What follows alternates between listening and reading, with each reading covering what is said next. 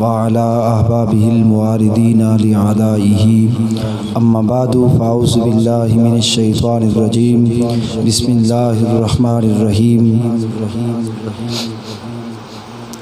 يا أيها الإنسان ما غرك بربك الكريم صدق الله مولانا العظيم وصدق رسوله النبي الكريم الأمين إن الله وملائكته يصلون على النبي يا أيها الذين آمنوا صلوا عليه وسلموا تسليما الصلاة والسلام عليك يا سيدي يا رسول الله سب آواز بلند مل کر پڑھیں الصلاة والسلام عليك يا سيدي يا رسول الله الصلاة والسلام عليك يا سيدي يا حبيب الله الصلاة والسلام عليك يا سيدي يا رحمة للعالمين حضرات محترم آج ہم ذکر خدا ذکر مصطفیٰ کی محفل میں جمع ہوئے دعا ہے کہ اللہ پاک ہم سب کا یہاں پر حاضر ہونا اپنی بارگاہ میں قبول فرمائے اور میرے نہایت ہی محترم قبلہ حضرت علامہ مولانا عابد نواز گاٹھیا صاحب ان کے حکم پر انشاءاللہ میں آپ کو سبق سناؤں گا۔ خطیب میں ہوں نہیں، بس ان کے ساتھ بھائیوں والا تعلق ہے تو انہوں نے حکم دیا ہے۔ اور آج میں سب سے پہلے آپ کو ایک درود پاک کی فضیلت پر بات بتاتا چلوں۔ شیخ عبدالحق محدث دہلوی رحمۃ اللہ علیہ آپ لکھتے ہیں کہ آپ نے فرمایا لوگوں کے اندر بیٹھے ہوئے تھے تو آپ نے فرمایا کہ لوگوں یاد رکھنا قیامت کے دن میرا ہر امر اللہ رد کر سکتا ہے، مجھے ڈر ہے اس بات کا اللہ کہے دے اے عبدالحق اپنے روزے لے جا، مجھے تیرے روزوں کی کوئی ضرورت نہیں۔ آپ نے فرمایا میرے روزے بھی رد ہو سکتے ہیں، آپ نے فرمایا میری نمازیں بھی رد ہو سکتی ہیں، اور اللہ فرما دے اے عبدالحق اپنی نمازیں لے جا، تو نے نمازیں پڑھی تھی لوگوں کے دکھاوے کے لیے، تیرا دکھاوا ہوا پورا، اب مجھے تیری نمازوں کی ضرورت نہیں۔ آپ نے فرمایا نمازیں بھی رد ہو سکتی ہیں، زکوٰۃ بھی رد ہو سکتی ہے، آپ نے کہا یہ حج بھی رد ہو سکتا ہے۔ آپ نے فرمایا لوگو الغرض اللہ میرا ہر عمل رد کر سکتا ہے۔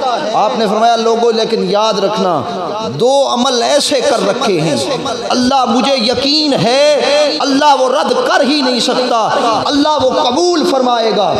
لوگوں نے ہاتھ جوڑ کر عرض کی حضور کمال کرتے ہیں، آپ اللہ کے اتنے بڑے ولی ہیں، آپ اتنے متقی ہیں، آپ کہتے ہیں اللہ قیامت کے دن ہر عمل رد کر سکتا ہے اور دو عمل رد نہیں کر سکتا، اور مجھے یقین ہے کہ اللہ وہ دو عمل قبول فرمائے گا۔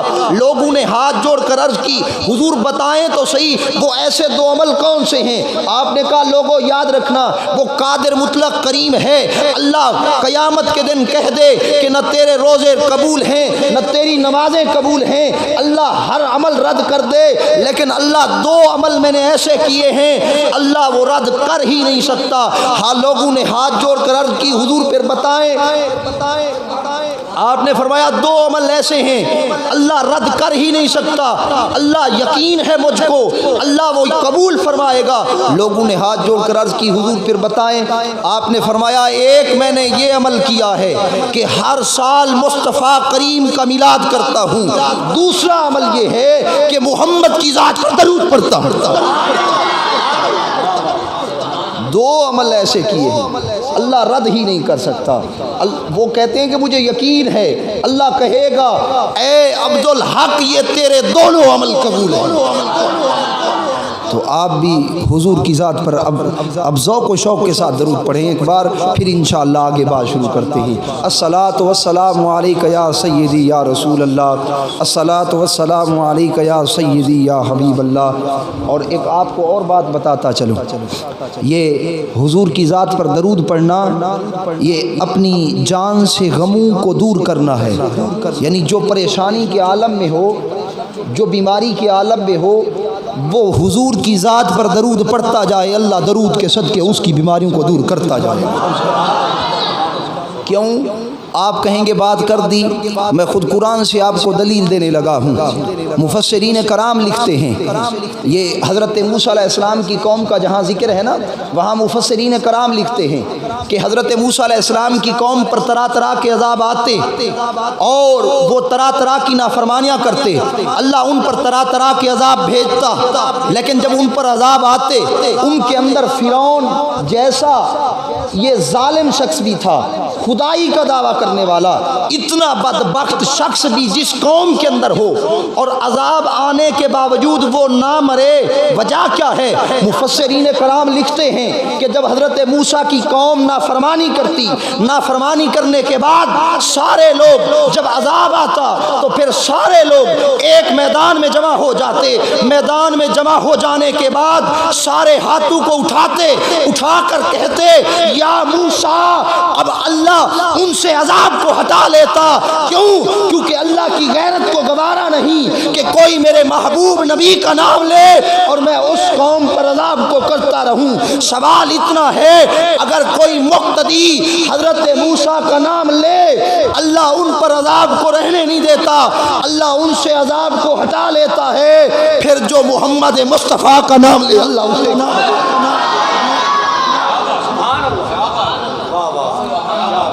ادھر مقتدی کا نام لیتے ہیں، اللہ کہتا ہے عذاب کو ہٹا دو۔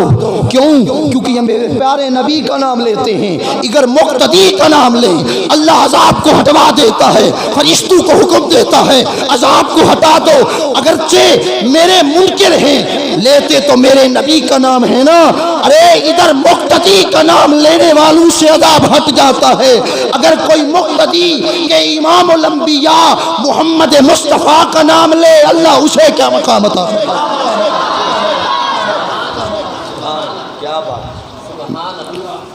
تو میاں یہ ہے محبوب کی ذات کی شان۔ اگر میں لفظوں میں بیان کرتا چلوں تو ٹائم تو ختم ہو سکتا ہے، میری کیا اوقات ہے، یہ دن رات مہینے ختم ہو سکتے ہیں، لیکن محبوب کی عظمت پر ایک بات بھی پوری نہیں ہو سکتی۔ یہ تو وہ محبوب ہے۔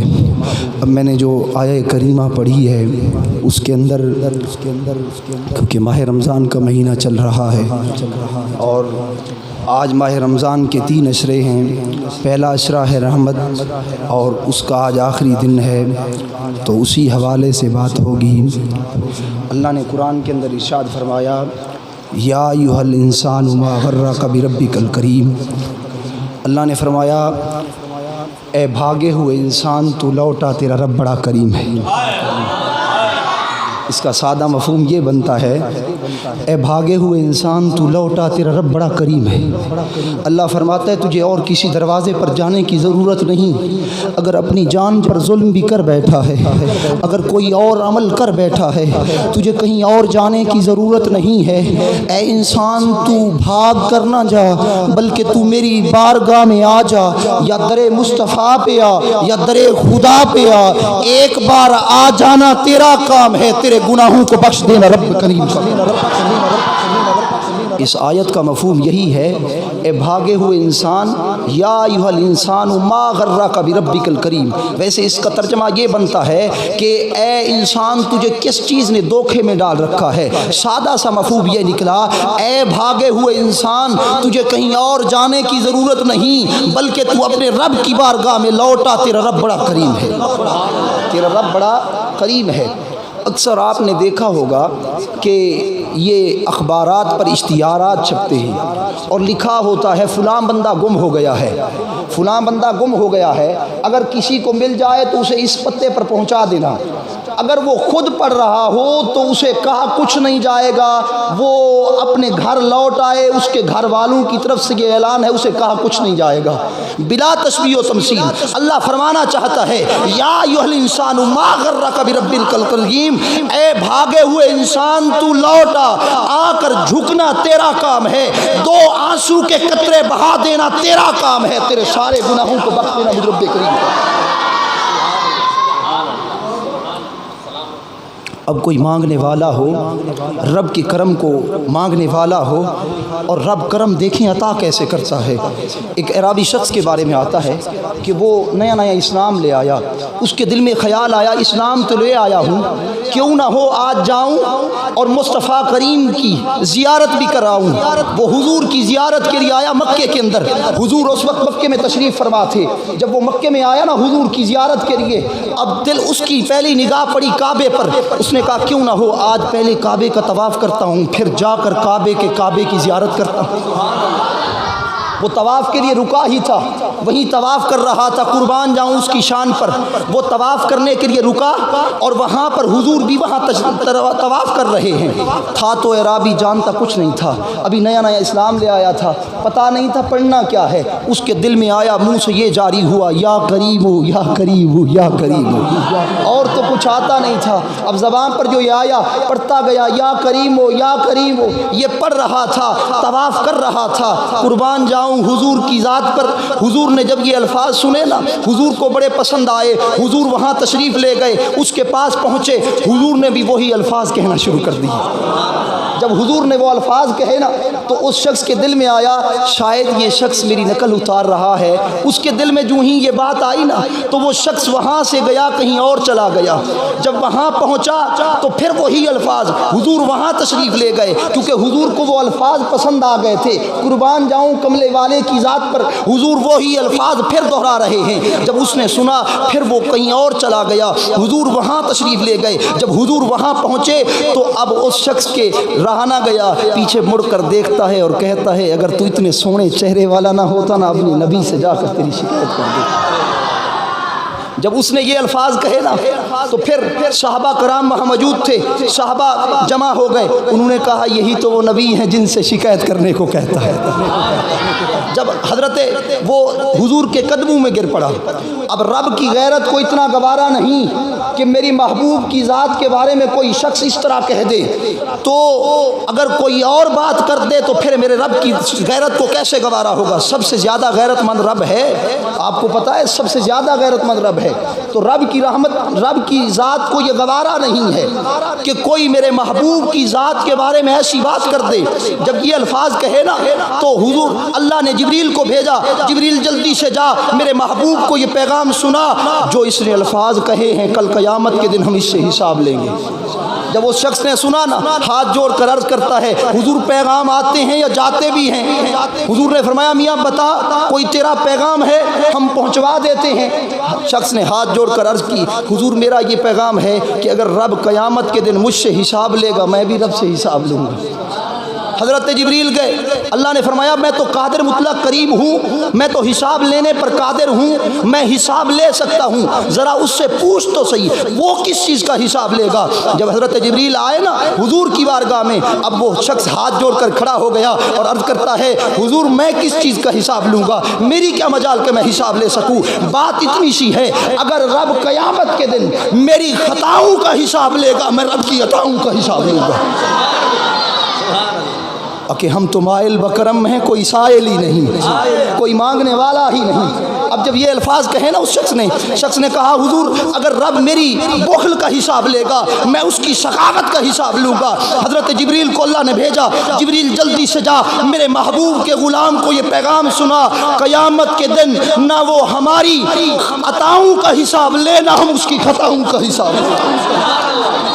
نعرہ تکبیر، اللہ اکبر، نعرہ رسالت، نعرہ رسالت یا رسول اللہ، نعرہ رسالت یا رسول اللہ، نعرہ تحقیق، حق چاہیا، نعرہ تحقیق، حق چاہیا، نعرہ حیدری، یا علی، حیدری، یا علی، نعرہ غوثیہ، یا غوث اعظم، میرا پیر میرا پیر، دستگیر دستگیر، میرا پیر میرا پیر، دستگیر دستگیر، میرا پیر میرا پیر، دستگیر دستگیر، میرا پیر میرا پیر، دستگیر دستگیر۔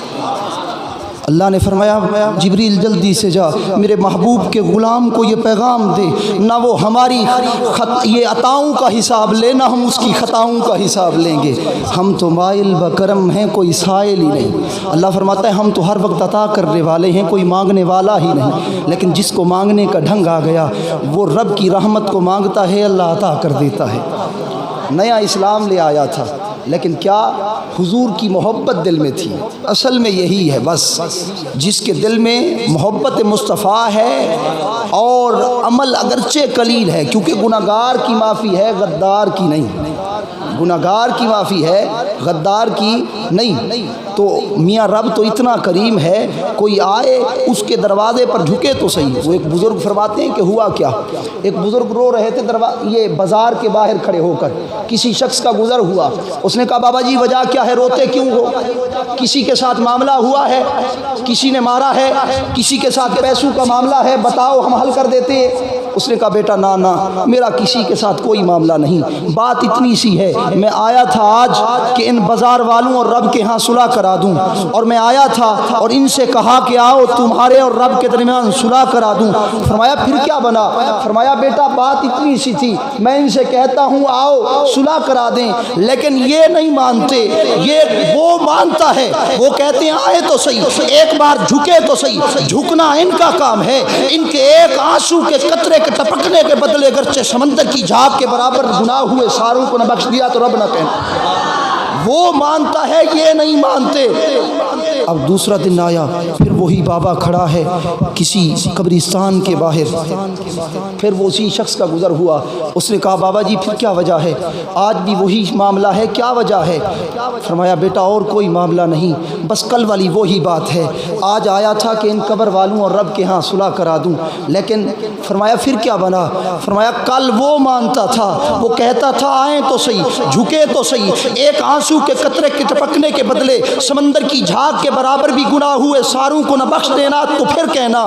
اب وہ مانتا تھا کل، یہ نہیں مانتے تھے، یہ کہتے تھے نانا تو اپنا علاج کرا، تو پاگل ہو چکا ہے، ہم اپنا کاروبار گھر بار چھوڑ کر رب کے حضور جھکنے کے لیے آ جائیں، ہر وقت رب کے حضور جھکے رہیں، یہ نہیں مانتے تھے۔ فرمایا آج کیا بنا؟ فرمایا آج یہ مانتے ہیں، وہ نہیں مانتا۔